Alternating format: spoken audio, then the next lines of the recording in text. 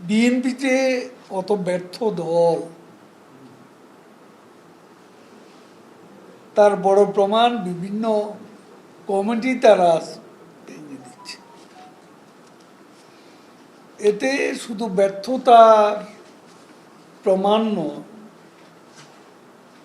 এতে এটাই বোঝা যায় যে একটি দল অভ্যন্তরীণ গণতন্ত্রের চর্চা কখনো করেনি, এখনো করছে না। রিমোট কন্ট্রোলে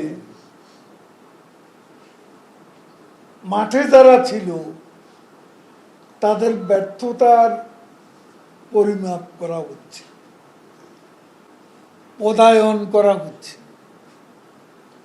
আমাদের পার্টিতে এটা সম্ভব না।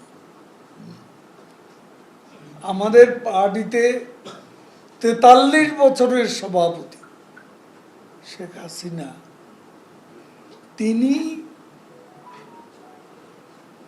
ইমার্জেন্সি হলে কোনো ব্যাপারে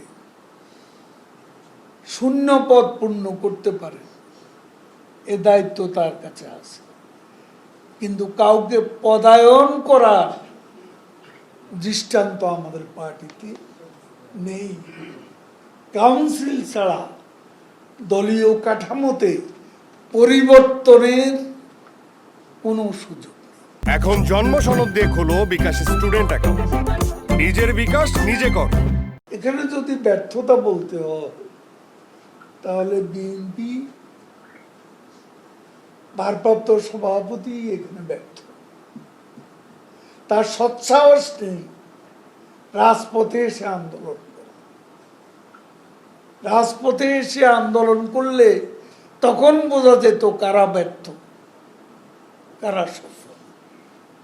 আর এভাবে কাউকে বাদ দিয়ে, কাউকে পদায়ন করে একটা অভ্যন্তরীণ গণতন্ত্র চর্চার ব্যাপারটিতে বিএনপি কতটা উদাসীন এবং কতটা তারা এ ব্যাপারে তাদের অনীহা, সেটা আজকে প্রমাণ হয়ে গেছে।